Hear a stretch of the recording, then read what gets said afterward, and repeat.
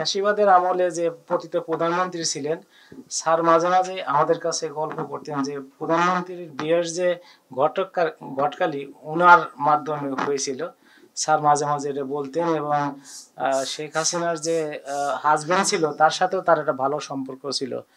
সেই জন্য অনেকভাবেই মানে ফ্যাসিবাদের যে সমস্ত রোষানল ছিল, স্যারের কারণে অনেক কিছুই আমাদের সেই বিপদ আপদ থেকে আমাদেরকে আল্লাহ মুক্ত করছে। আর স্যারের সাংবাদিকতা তো আমাদের বয়সের চাইতেও বেশি, কিন্তু স্যারের কিন্তু আমাদের সাথে সেই গ্যাপটা রাখতো না। আমাদের মনে হয় যে বন্ধুর মতন আচরণ করতো। এবং স্যার যেদিন মানে সারাদিন কাজ শেষে যখন স্যার চলে যাবেন তখন আমাদের ৫ তলায় রিপোর্টিং সেকশন যেত। আমি যখন চিফ রিপোর্টার ছিলাম, মাঝে মাঝে আমার কাছে একটা কাগজ দিতে, বলতে এটা খুব গরম খবর, আপনি একটু দেখেন। তো এই যে গরম খবর বলার মতন যে আমাদের একটা অভিভাবক, সেই অভিভাবক আমরা মানে হারিয়ে ফেলেছি।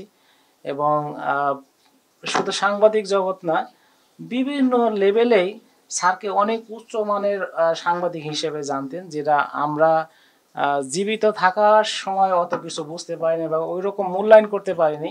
কিন্তু এখন বিভিন্ন জায়গা থেকে মানে বিভিন্ন সংগঠন থেকে স্যারের সম্পর্কে যে বিবৃতিগুলো আসছে, তাতে বোঝা যায় যে স্যার অনেক উপরের মানুষ ছিলেন। হয়তো আমরা ওইভাবে স্যারকে বুঝতাম না বা জানতাম না।